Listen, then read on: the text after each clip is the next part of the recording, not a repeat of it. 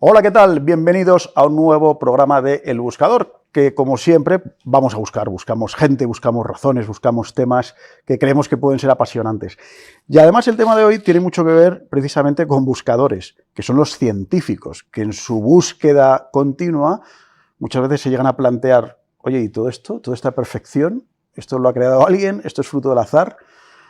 Yo no sé ustedes, pero yo creo que por ahí flota en el ambiente la idea de que la ciencia como que demuestra que Dios no existe. Eso es al menos lo que nos intentan vender o lo que flota en algunos ambientes. A medida que la ciencia va explicando cosas, como que no sería necesaria pensar en la existencia de un Dios. Pues parece que es exactamente al contrario, que a pesar de eso que, como digo, flota en algunos ambientes, es lo opuesto. Cuanta más ciencia, cuanto más avanza la ciencia, más evidencia hay de que esto está demasiado bien organizado, de que aquí hay algo más.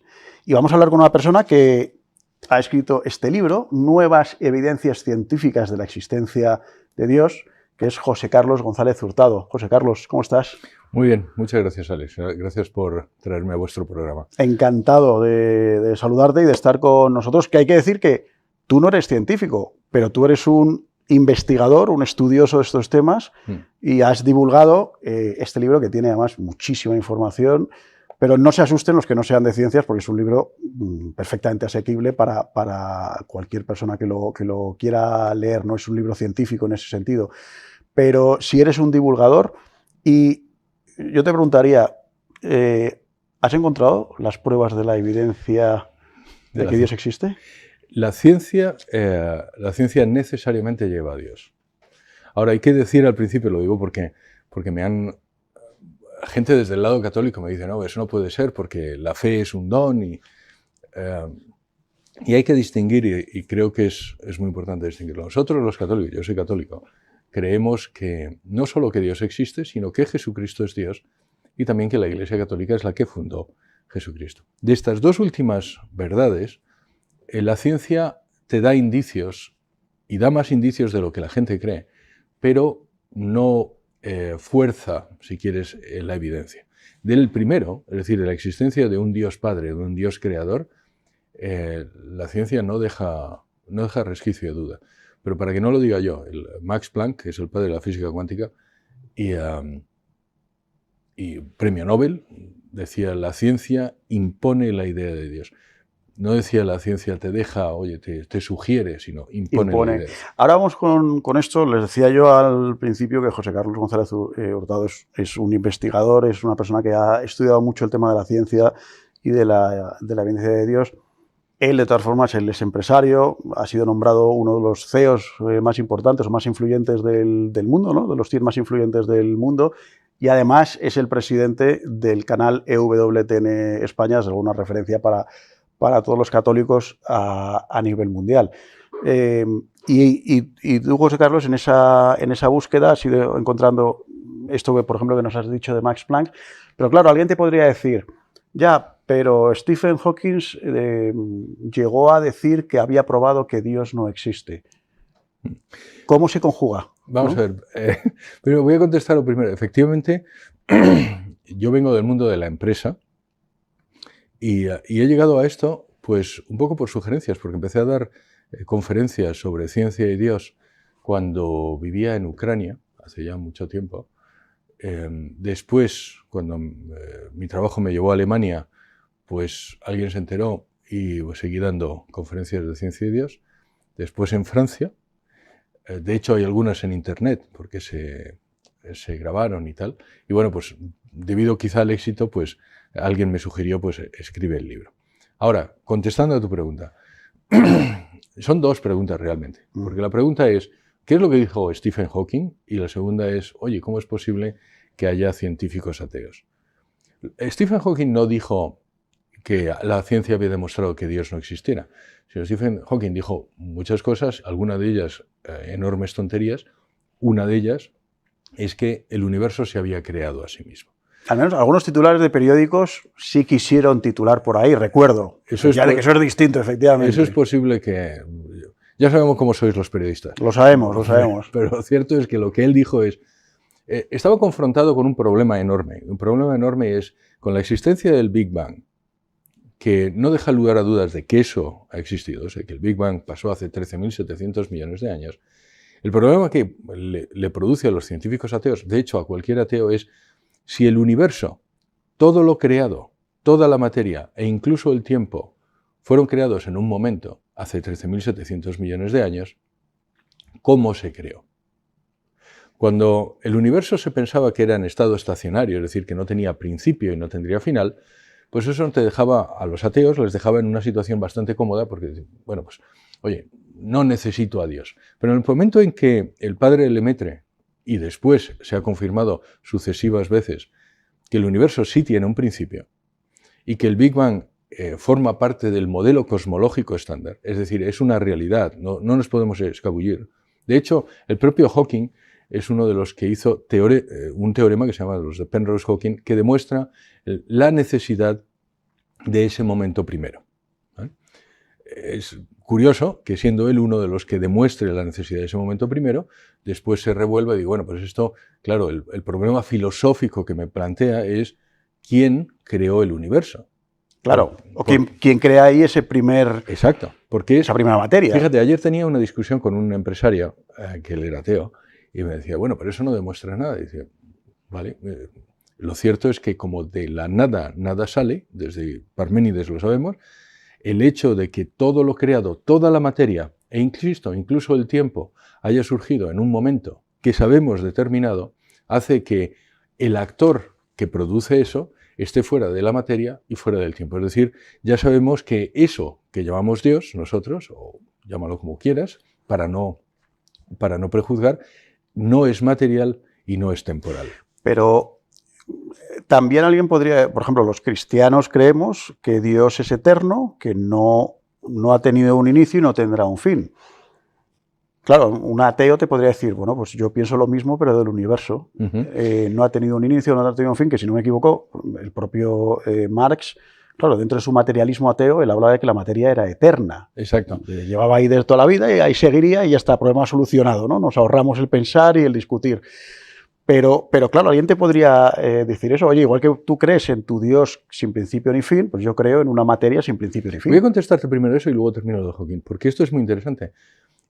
De hecho, el argumento es, oye, si un materialista cree que el universo puede existir sin principio ni fin, no debería tener problema en creer que hay un Dios que no tiene principio ni fin.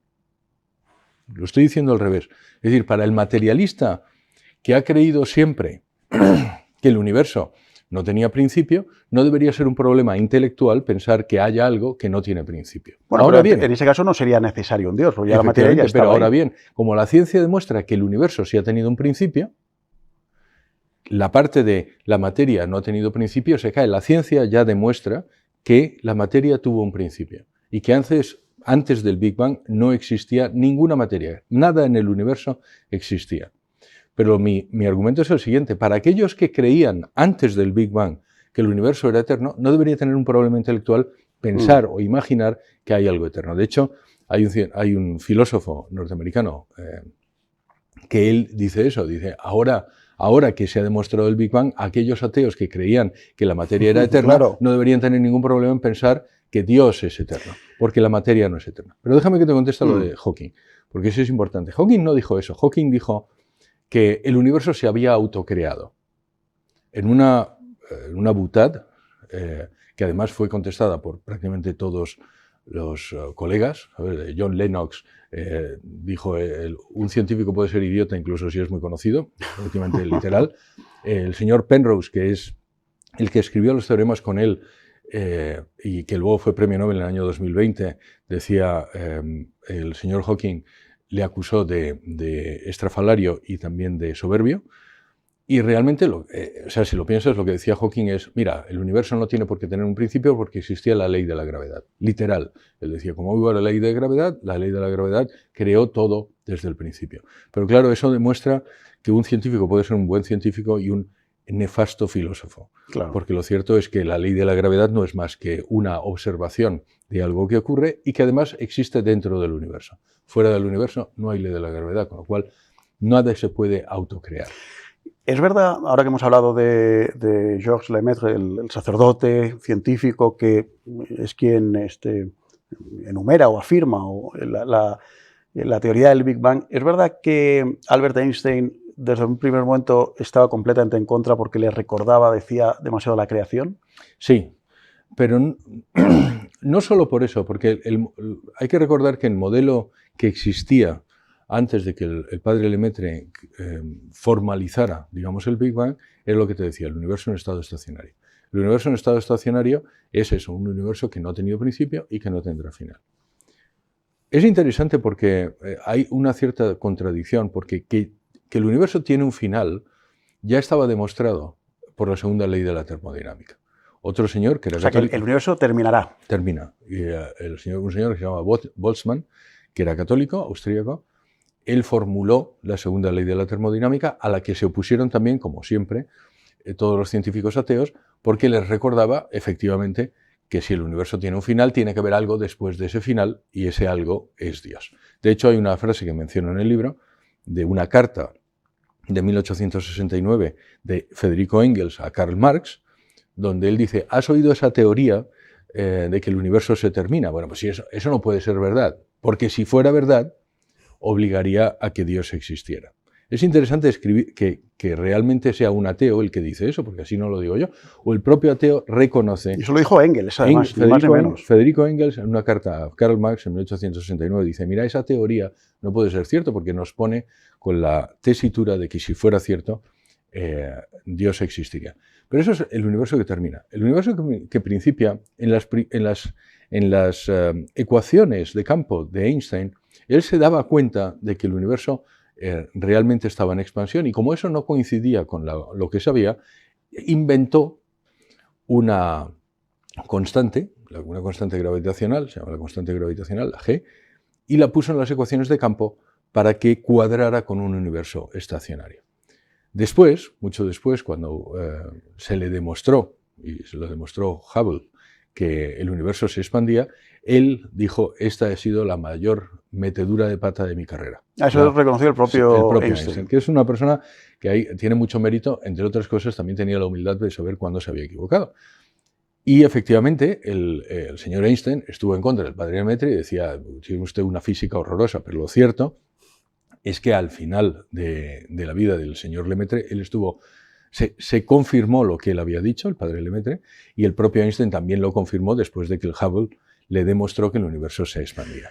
Es que por lo que comentas de Engels, de Marx, por supuesto, luego posteriormente de Einstein, parece que hay como una condición a priorística de parto del dogma de que Dios no existe y tengo que hacer todo dentro de ese marco. Pero claro, eso al final es constreñir la realidad o constreñir, porque partes de un apriorismo que no te impide a lo mejor ver la realidad, ¿no? Eso pasa en algunos científicos que son ateos. Afortunadamente, yo suelo decir, Alex, que ser ateo es de letras, no es de ciencias. Y lo pongo en el libro, hago una referencia a un estudio de los últimos premios Nobel de los últimos 100 años, donde se mira, hay un genetista israelí, que él mira en qué creían los premios Nobel de los últimos 100 años. Y los premios Nobel de física y de química, en los últimos 100 años, menos del 10% se consideraban ateos. Es decir, 90% o eran religiosos o eran ateístas. Mientras que los premios Nobel de literatura, más del 30% eran ateos. Y es que la ciencia te lleva necesariamente a la existencia de Dios, y cuanto más ciencia, más Dios. Entonces, pero sí hay algunas personas cuya ideología, porque el ser ateo, yo sostengo que el ser ateo es una religión en negativo. Tienes unas creencias, tienes unos dogmas, de hecho, excomulgas a gente, los ateos excomulgan a otras personas que dejan de ser ateos, y entonces es una ideología que trasciende incluso todo lo que la persona cree. Y muchas veces lo que hace es impedirte ver la realidad. En el libro menciono muchas de los actos que han hecho a científicos ateos para ocultar la teoría del Big Bang. Durante muchos años, en 1930 y tantos, el padre Lemaitre escribe por primera vez la teoría del Big Bang y la formaliza. En 1944 la escribe y de 1944 a 1966, donde él fallece, realmente hasta 1964, que es cuando Penzias y Wilson descubren la radiación cósmica de fondo, ellos descubren la radiación cósmica de fondo que confirma la existencia del Big Bang.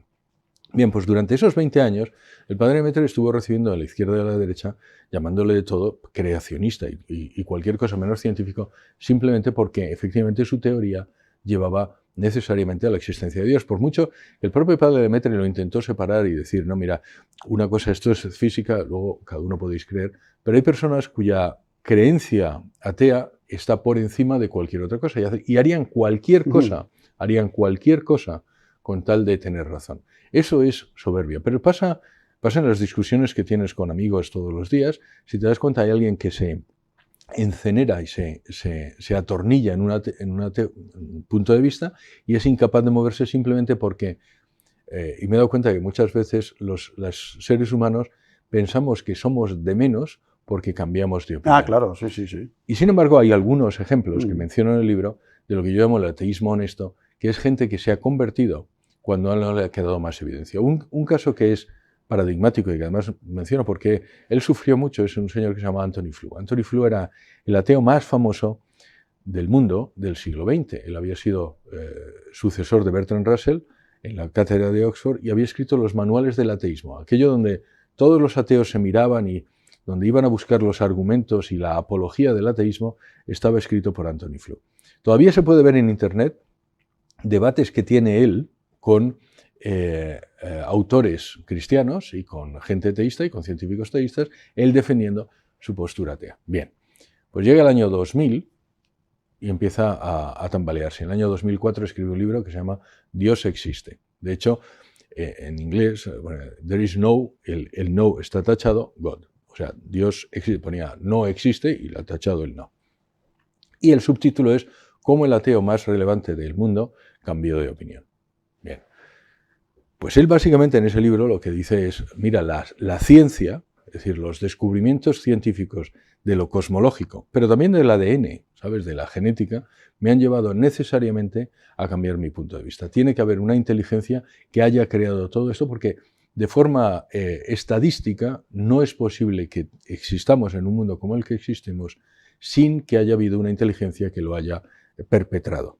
Y él dice, a mí me gustaría no haber cambiado de opinión, ¿vale? Pues a mí me gustaría cómodamente, al final de mi vida y habiendo estado 50 años haciendo apología del ateísmo, seguir y morir de esa forma. Lo cierto es que lo excomulgan. O sea, en ese momento, ateos furibundos como Dawkins o como Hitchens empiezan a escribir barbaridades sobre el señor que hasta ese momento le habían alabado y le habrían... Por supuesto, era el epígono del ateísmo y en ese momento, pues eso, está a las tinieblas exteriores y le dicen de todo, que estaba senil, que estaba loco, que estaba no sé qué, cualquier cosa con tal de no aceptar lo que este señor decía. Entonces, yo sí menciono en el libro que una de las razones, quizá la principal razón por la que científicos, algún científico y personas que son ateas no dan el paso y se convierten al ateísmo es la soberbia. Es decir, oye, tengo razón, he estado demasiado tiempo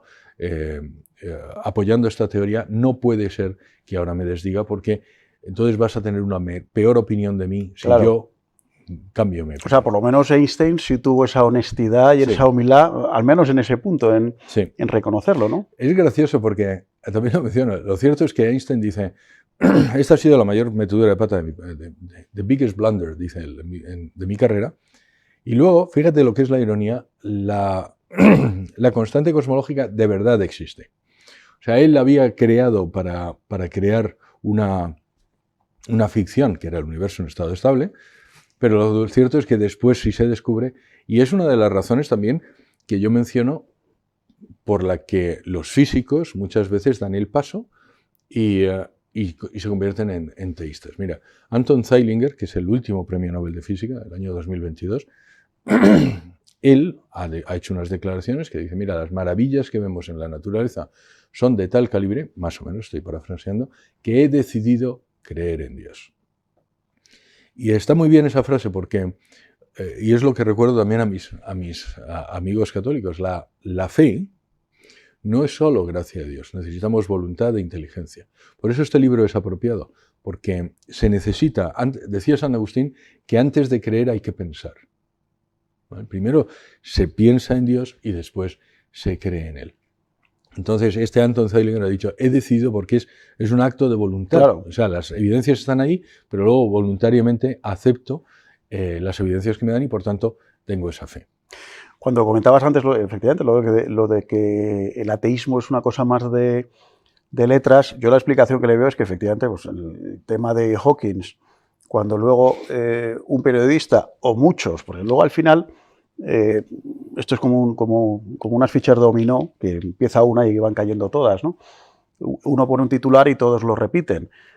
Y ya sabes que hay un viejo aforismo en el periodismo y es que la realidad no te estropee un buen titular, lo cual es una cosa absolutamente espantosa. Entonces, claro, si a Hawking puedo cogerle, sacado de contexto, una frase que yo, periodista ateo, ponga, pues eso, Hawking demuestra que Dios no existe o que el universo no necesitó un creador, pues efectivamente, ¿no? Y ahí se quedan lamentablemente muchos, pero me alegra ver eso. Y a lo mejor, fíjate, por eso también es por lo que flota, lo que yo decía al principio del programa, esa sensación entre muchas personas, si tú preguntas por la calle, oye, ¿la ciencia acerca o aleja de Dios? Yo creo que la inmensa mayoría te dirá que la ciencia te aleja de Dios, que la ciencia demuestra y que a medida que entendemos más el universo, pues queda más claro que Dios no existe. Yo creo que eso lo diría mucha gente. Lo cual, al final, también es una contradicción, porque dices, vamos a ver, si tú, ser humano, necesitas ir dando pasitos para comprender algo porque es superior a ti, es evidente que hay algo que está por encima de ti, porque si no tú lo entenderías perfectamente, ¿no? Esa es una de las razones también por qué he escrito este libro. Exactamente lo que tú dices es cierto. De hecho, lo menciono en unas estadísticas, vamos, unas encuestas que hicieron en Inglaterra, y vamos a suponer, siempre digo lo mismo, que para esto los ingleses son como todos los demás, y les preguntan exactamente eso. Dice, ¿usted cree que cuanto más ciencia tiene más acercamiento a Dios o no? Y el 65% de los británicos piensan que no. Piensan que cuanto más ciencia, más te alejas de Dios. Y es exactamente lo contrario. Pero incluso para demostrártelo, otra más, le preguntan también, ¿usted cree que el Big Bang le acerca a Dios o le aleja de Dios?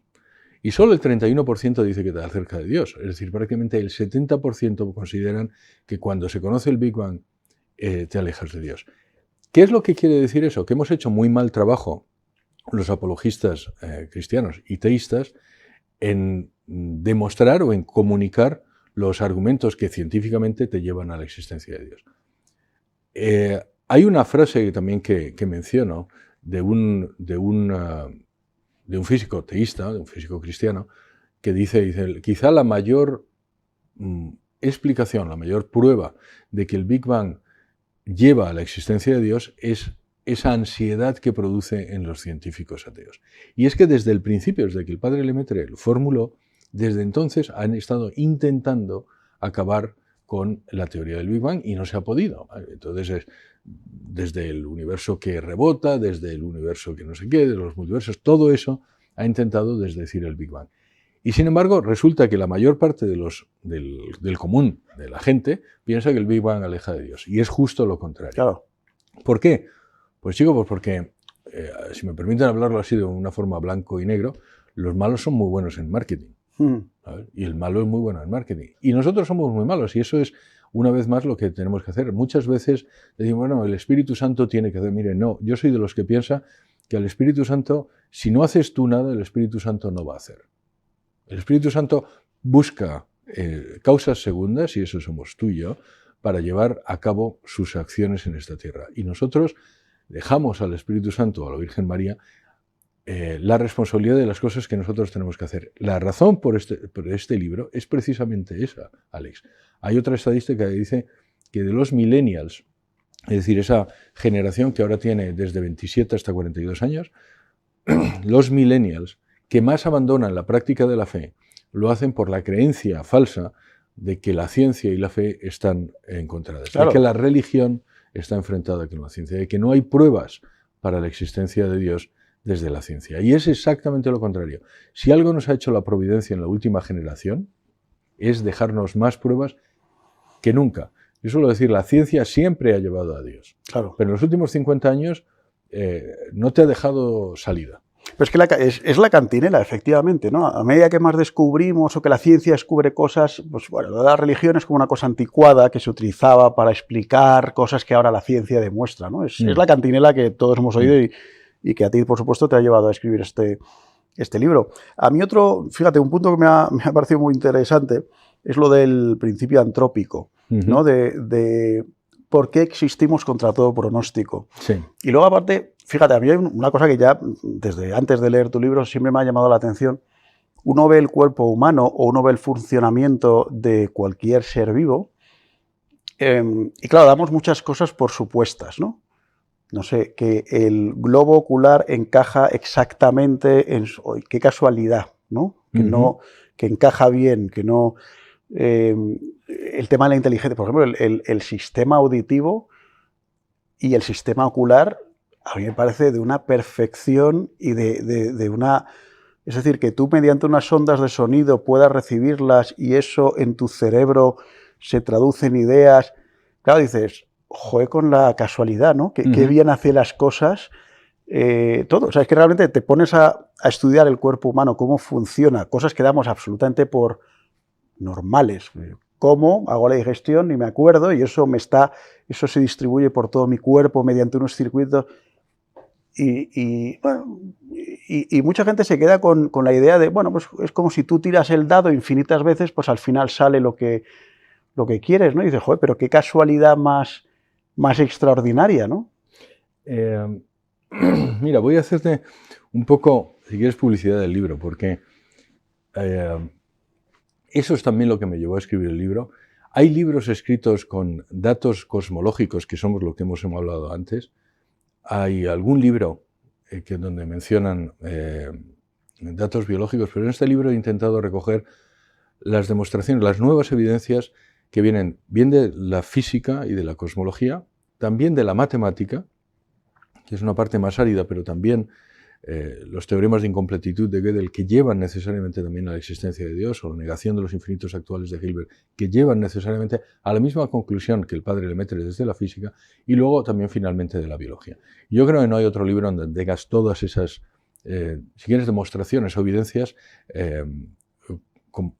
sujetas. De hecho, hay una parte dedicada a la física y a la cosmología, otra a la biología y otra a las matemáticas. Habéis hecho mención a dos cosas. Una es el principio antrópico. El principio antrópico, el universo antrópico, como yo prefiero llamarlo, porque el principio antrópico se ha tergiversado, es básicamente lo que tú has dicho. Tenemos un universo que permite la vida del ser humano contra todo pronóstico. Entonces ahí menciono varias de las casualidades, si quieres, que han llevado a que tú estés aquí y que yo esté aquí. También desde el punto de vista de la física. Una que te mencionaba era antes la constante cosmológica, de la que hemos hablado cuando hablábamos de Einstein. La constante cosmológica, que ahora sabemos que existe, está afinada a 120 dígitos. Es decir, tiene 0,120 ceros y luego un 1,3. Nadie en física piensa que esa...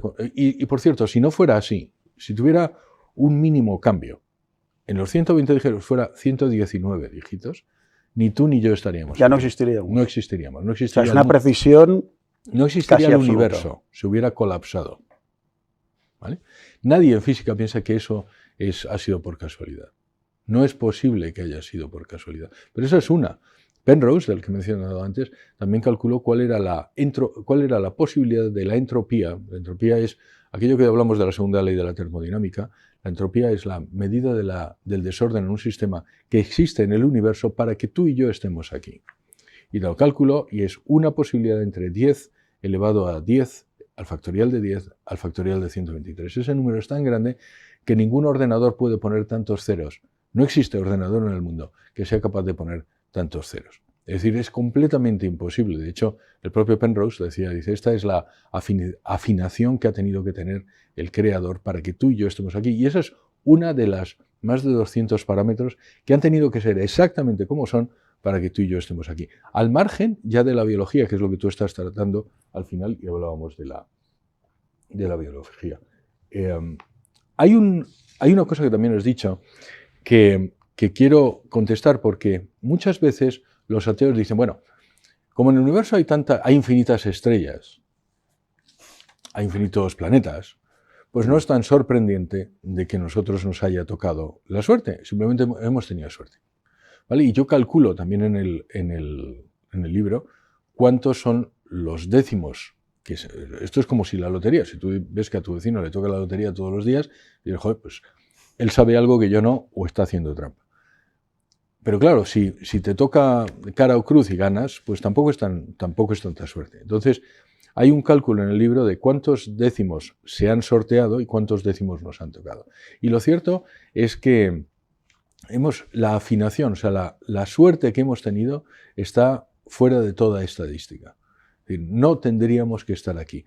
El propio Einstein decía, lo que me sorprende es el orden en el universo porque no podríamos esperarlo, no deberíamos esperar este orden en el universo. Cuando hay el Big Bang y el universo que está en menos de una punta de un alfiler, todo el universo creado en menos de una punta de alfiler, y en unas millonésimas de segundo se expande trillones de veces, eso, lo lógico es que hubiera terminado mal. Y sin embargo, estamos aquí. Y suelo decir, miren, que no te hagan el truco del trilero, porque muchas veces los ateos lo que hacen es, bueno, pues, ¿dónde está la bola? ¿Dónde está la bola? Y pierdes. Independientemente de cuántas veces tires un dado, nunca va a salir 7. Si solo tienes 6 caras, nunca va a salir 7. Entonces, es imposible que eso pase. Lo digo porque Dawkins en uno de sus libros dice, pues si yo viera una estatua de la Virgen sonreír y abrazarme, más o menos dice, no debería sorprenderme porque estadísticamente podría haber un momento en que las moléculas... Mire, hace falta ser muy crédulo o muy lelo, si quieres, perdón para creer que una cosa que es imposible pueda ser posible simplemente repitiéndola muchas veces. Había un científico que fue ateo, que fue, digamos, la némesis del padre Lemaitre, que se llama Fred Hoyle, y que luego al final también se convirtió a fuerza de ver la realidad. Él decía, esta gente lo que tiene es una mentalidad de cacharrería. Dice, tú no puedes poner todas las piezas de un jumbo, de un avión, en un hangar, que venga un tornado y que el tornado haga que todas las piezas, cada uno de los cables, cada uno de los tornillos, cada uno de los pilotos se pongan en su sitio, de tal forma que al final de que el tornado se vaya, el jumbo, es decir, el avión, el 747, esté perfectamente formado. No hay suficiente tiempo, universos, es imposible de que eso haya pasado. Y eso no es nada en comparación con el universo que estamos viendo. Es decir, la existencia de nuestro universo es más inefable, menos posible que un tornado haya entrado en un hangar y haya cogido todas las piezas de un 747 y las haya puesto, claro, y ese avión pueda ser. Un gran ejemplo. Me parece que es muy, muy gráfico, ¿no?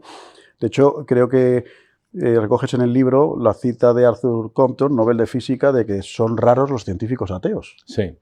Él decía, visto los evolución, él es premio Nobel de Física, él descubrió lo que se llama el efecto Compton, y era cristiano, de hecho, además, muy, muy religioso. Y él decía, son raros los científicos que tienen una actitud atea. Pero hay otro que se llama Christian Amundsen, que lo dice de una forma menos caritativa, dice, solo un idiota puede ser ateo. Y él es premio Nobel también de Química en 1972. Y hay otro que también decía, que menciono, que también es premio Nobel de Física, que dice, no hay una persona inteligente que yo conozca que sea ateo.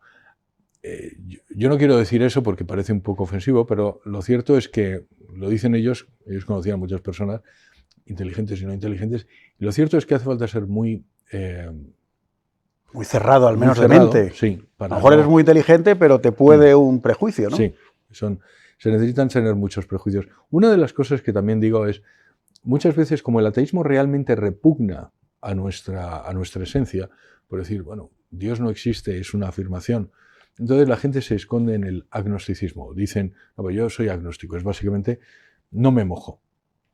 Y también pugno contra eso, Porque ser agnóstico sobre algunas cosas que no tienen influencia en tu vida, pues es posible. ¿Por qué no? ¿Por qué voy a tener que saber todo de todo si eso no tiene una influencia en mi vida? Pero ser agnóstico sobre la existencia de Dios, que necesariamente tiene una influencia en tu vida, en cómo vives tu vida, en cómo entiendes la creación, en cómo entiendes al otro, porque claro, para mí tú eres una criatura de Dios. Para un ateo eres un proceso de puro materia. azar. Es decir, ha sido azaroso el hecho de que tú estés aquí. Claro, la dignidad que tienes a los ojos de un creyente, tú y yo mismo, a mí mismo, es completamente distinto de lo de un ateo. Un ateo te ve como, y no lo digo yo, hay otro señor que se llama Singer, que es ateo, que dice no es más que una rata con procesos mentales un poco más elevados. Hablaba de los hombres, es decir, con lo cual si piensas que un ser humano es una rata con un proceso mental un poco más sofisticado, pues realmente eso te cambia. Entonces lo que quiero decir es, si creer en Dios te cambia de verdad la vida, y cambia de verdad la vida porque de pronto ves la creación de una forma distinta, o es un proceso de puro azar, o es un proceso querido por alguien que me ha querido a mí hace más de 13.700 millones de años, y eso te cambia también naturalmente lo que piensas sobre ti mismo, entonces tienes que tomar una decisión. Quiero decir, no es una duda que te surja sobre algo que no tenga importancia, es una duda que te surge sobre algo que tiene importancia. Y por tanto, a todos aquellos que se llaman a sí mismos agnósticos, el empuje es, pues llega a tomar una decisión, llega a una respuesta, porque no es un tema menor. Lo que pasa es que al final yo creo que puede haber también mucho de pereza, de decir, bueno, pues me da igual, ¿no? Yo ya me enfrasco en mi día a día y pues lo que pase ahí arriba pues me da igual, ¿no? Yo fíjate, ahora mientras hablabas me estaba acordando de una persona que conocí no hace mucho, que me pareció muy interesante, pues un tío muy inteligente, no es científico ni nada, pero es un tío muy, muy inteligente, muy inquieto, que desde adolescente, bueno, pertenecía a una familia católica más o menos, bueno, pues por inercia, digamos. Tuvo una adolescencia muy difícil, abandonó la fe, pero hasta tal punto de que llegó a apostatar. O sea, es una persona que ahora tiene 30 y pocos años y con 18, 19 fue al registro que hay por ahí para decir, no, yo quiero apostatar oficialmente y que me borren de todos los archivos eclesiásticos, etcétera. Y él se metió en política, era una persona súper inquieta, combativa, estaba todo el día en redes sociales, tenía miles de seguidores en Twitter, y él se consideraba una persona tremendamente libre, porque, y era verdad, y era un tío valiente, y era un tío consecuente con lo que decía, aunque a veces se metía en problemas. Y un día de repente le asaltó una duda, porque él había decidido que Dios no existía. Y entonces él de repente un día dijo, oye, a ver, pero yo me estoy prohibiendo a mí mismo, yo que alardeo de liberal, de que puedo decir lo que quiera y pensar lo que me dé la gana, yo me he autoprohibido pensar en la posibilidad de que Dios existe, por esa decisión que tomé a los 18 años. Y entonces dijo, no, a mí las prohibiciones no me gustan, con lo cual no me voy a prohibir pensar que Dios puede existir. Y a partir de ahí empezó una conversión muy interesante que todavía sigue, pero como que esa actitud está mucho, ¿no? Sí, esa es la de la actitud del ateo honesto, ¿vale? Que es, pues oye, yo me lo pregunto, me lo planteo, y hay personas que no han dado ese salto, por alguna razón, y la mayor parte de las personas que se lo plantean llegan a la consecuencia de que Dios existe. Mira, el que te hablaba antes, o creo que no te hablaba, un señor que se llama Collins, que es el padre del genoma humano. Él empezó el proyecto del genoma humano como ateo. El proyecto del genoma humano se terminó en el año 2004, en el año 2000. Ese era Francis Collins. Francis Collins. Y él empieza como ateo. Él es ateo, entonces entra, y ese proyecto dura, ya te digo, 14, 13 años, y a mediados del proyecto él se convierte en teísta, porque dice, bueno, esto no puede ser que haya sido por casualidad. Al final del proyecto él es cristiano. Ahora está en uno de los consejos asesores del Papa científicos. Y ese es el proceso lógico, si quieres, una vez que empiezas a plantearte. Hay gente, como Anthony Flew, del que te mencionaba antes, que nunca dio el paso y no se bautizó, por lo menos que sepamos. Él sí tenía mucha animosidad contra el Islam y tenía mucha simpatía con el cristianismo, pero no se dio. De hecho, el libro lo que hace es plantear, oye, Dios existe, y el último capítulo se llama ¿y ahora qué? No, porque una vez que has tomado te has dado cuenta de que Dios existe, empiezas a analizarlo. ¿Y qué es ese Dios? Pues oye, ese Dios es, ya te digo, es intemporal, porque el tiempo se creó en el Big Bang, entonces Él estaba fuera del tiempo. Él es no material, pero es inteligente. Es que Él cuida de la creación, porque el hecho de que estemos aquí, como hemos hablado, es sorprendente. Entonces, tienes una serie de determinadas características. Un Dios así es el Dios que se manifiesta, es un Dios que lógicamente tendría que haber aparecido en una religión revelada. Esto no lo menciono en el libro, pero de las religiones reveladas, solo hay una, de todas las religiones, solo hay una, cuyo Dios coincide con el Dios del Big Bang. De hecho, hay varios premios Nobel, uno se llama George Smoot, que es premio Nobel de Física del 2006, donde dice todo lo que podemos saber del principio del universo se puede encontrar en el Pentateuco. ¿Sabes? Y otro... Pero, por ejemplo, el Islam, que tiene una cierta influencia, ¿no tendría también esa visión del Big Bang? ¿Chocaría con el Big Bang? Chocaría... vamos a ver. Déjame terminar.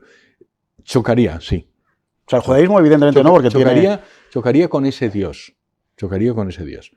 Pero te voy a decir, Pencias decía lo mismo, dice, solo se puede encontrar en el Génesis. En el Génesis podemos encontrar todo lo que hay en el Big Bang. ¿Por qué?